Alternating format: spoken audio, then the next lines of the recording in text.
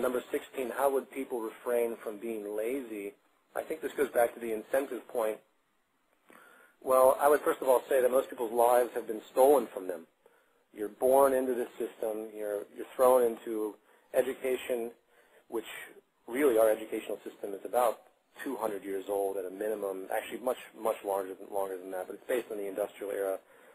Education is really terrible in this structure. I don't even know where to begin with how absurd the method of education is. But be that as it may, once you get into higher education, you're in as I said, a cookie-cutter processing plant because your focus is on the job. Suddenly that's your purpose. I'd say most people I meet really don't care for their jobs. They really try hard to believe what they're doing represents them in some way, and they get into it. But I think they're lying to themselves to a large degree, and I really can't say I've met anyone that can say definitively that they just love their job, unless they come from an area that had a lot of money, which put them in the position that they wanted to be in.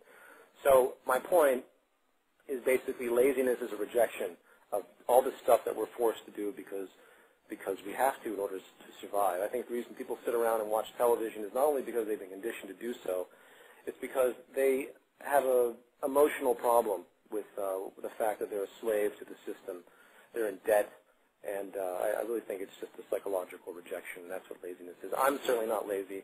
I know tons of people that hate their jobs, but they also have all these things that they love to do, and they're not lazy at all. Most people really aren't lazy. If you think of yourself and what you're interested in, you'll find that you're really not lazy as long as you're focused on things that you actually like.